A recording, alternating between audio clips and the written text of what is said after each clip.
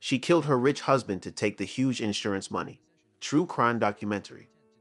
The marriage between Alan and Rebecca Whitmore appeared to be everything people dreamed of.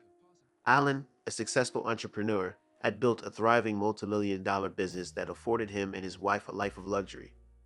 Together, they seemed like the perfect couple, enjoying lavish vacations, attending high-profile events, and living in a beautiful mansion. Rebecca, a striking woman in her 30s, fit perfectly into the glamorous world her husband had created. On the outside, they were the epitome of success and happiness. But behind closed doors, things were not as idyllic as they seemed. While Alan was focused on growing his business, Rebecca began to grow restless.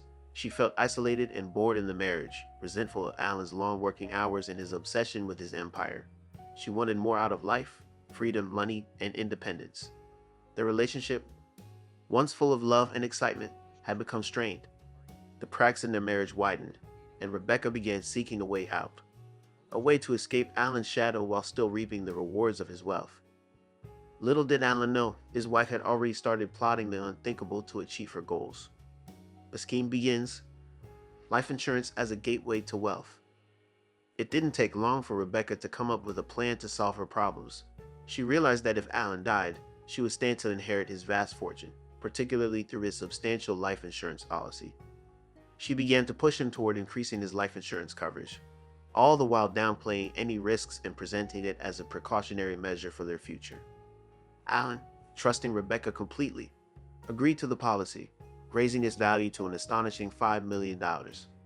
What Rebecca didn't reveal to Alan was her sinister intentions. The policy would be her ticket to freedom.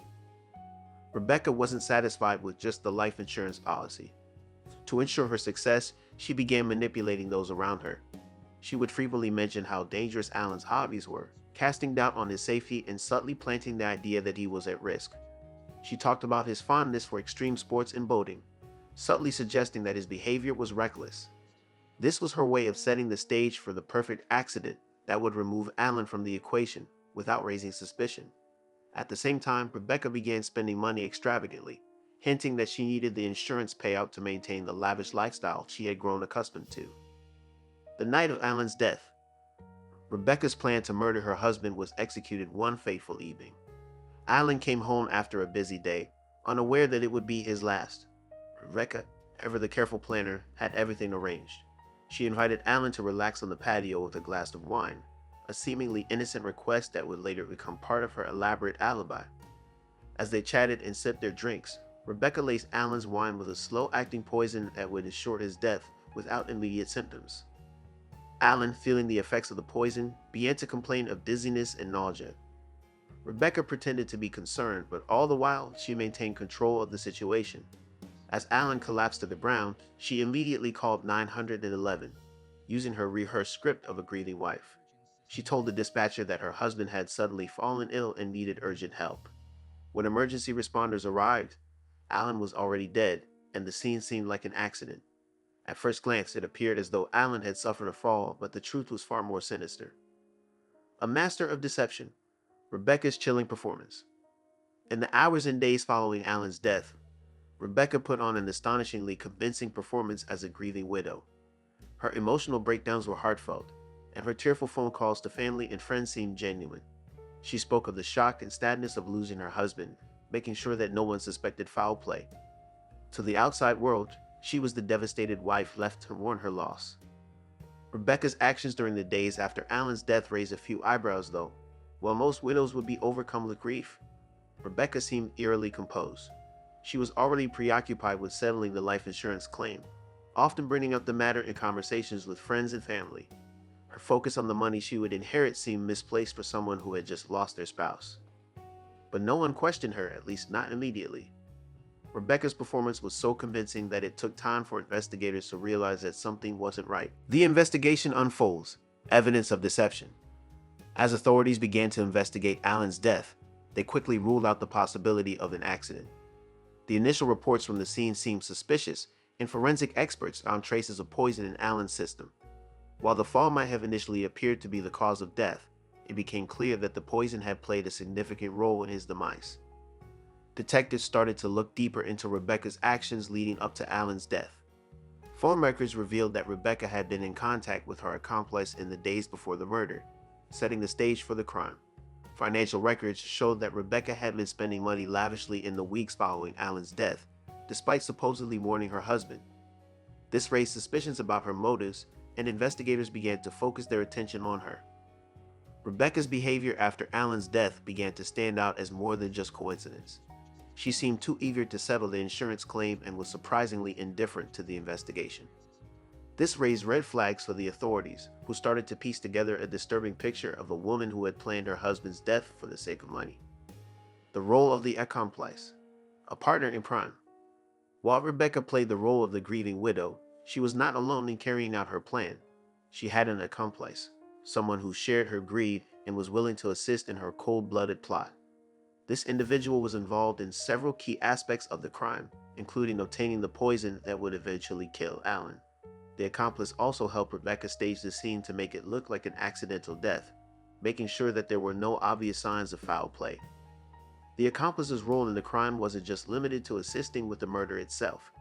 He also played a crucial part in creating Rebecca's alibi. They communicated in secret, setting up a web of lies to ensure that Rebecca's actions would appear to be innocent. However, as the investigation continued, this accomplice began to crack under pressure. Eventually, his conscience got the better of him, and he became a key witness in the case. His testimony provided the final pieces of the puzzle that linked Rebecca to Alan's death, ultimately sealing her fate. Rebecca's financial motive, the insurance money.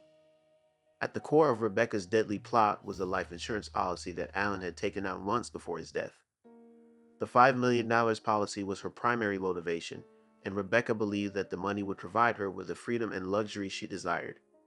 In the weeks after Alan's death, Rebecca immediately began making plans to access the insurance payout. She used her status as the grieving widow to speed up the claims process, contacting the insurance company and providing all the necessary documentation. What was truly chilling about Rebecca's actions was how quickly she moved on from Alan's death. While others might have been overwhelmed with grief, Rebecca seemed entirely focused on her own financial gain. She purchased designer clothes, luxury cars, and went on extravagant shopping sprees. Her lavish lifestyle was funded by the insurance money she had intended to collect, and it seemed as though nothing would stand in her way. It wasn't until the investigation revealed her involvement that Rebecca's true motives came to light, exposing the horrifying lengths she was willing to go to for money.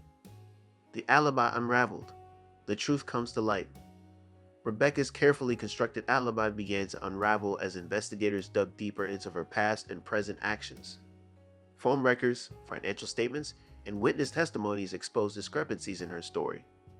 It became evident that Rebecca had been plotting her husband's death for months, and the evidence pointed directly to her. One of the key pieces of evidence was the phone call she made to 911 after Alan's death. While Rebecca's tearful plea for help seemed genuine, detectives began to question the timing and details of her call. Further investigation revealed that Rebecca had been far more composed during the call than she had let on, and the events she described didn't align with the evidence at the scene. Additionally, Rebecca's accomplice, under pressure from investigators, eventually admitted to his role in the crime. His confession, combined with the mounting evidence against Rebecca, made it impossible for her to maintain her innocence. The trial. A cold-blooded murderer revealed. When Rebecca stood trial for the murder of her husband, the prosecution painted a damning picture of her cold, calculated actions. They highlighted her manipulative behavior, her obsession with money, and her willingness to betray the man she had once claimed to love. The evidence presented in court, including Rebecca's financial records, phone logs, and the testimony of her accomplice, left little doubt about her guilt. Rebecca's defense tried to argue that she was coerced by her accomplice, but the jury wasn't convinced. They saw her as the mastermind of the crime, a woman who had planned every detail of her husband's murder to secure his fortune. In the end, Rebecca was found guilty of first-degree murder and sentenced to life in prison without the possibility of parole. Her greed had led her to kill the man who trusted her most, and her actions were a chilling reminder of how far some people are willing to go for money. The aftermath: a grieving family, a cold-blooded killer. The Whitmore family, once devastated by the loss of Alan, was left to pick up the pieces after Rebecca's conviction. Alan's family was particularly hard hit by the betrayal, struggling to comprehend how someone could commit such a horrific crime for money. The tragedy also took a toll on their friends who had once admired the couple's seemingly perfect life. In prison, Rebecca was forced to confront the consequences of her actions. The woman who had once been the center of a glamorous world now faced a lifetime behind bars. Her story became a cautionary tale about the dangers of greed and the lengths to which people will go to achieve their desires. The lessons learned: greed's deadly consequences. The story of Rebecca Whitmore serves as a grim reminder of how greed can destroy lives. Alan's murder was not just a crime against one man, but a betrayal of trust, love, and family. It exposed the dark side of human nature and the devastating impact of selfishness and deception. For those who knew the Whitmores, the case left a lasting impression. It taught people to look beyond appearances and question the motives of those around them. The story also highlighted the importance of thorough investigations and the tireless work of law enforcement in bringing justice to victims and their families.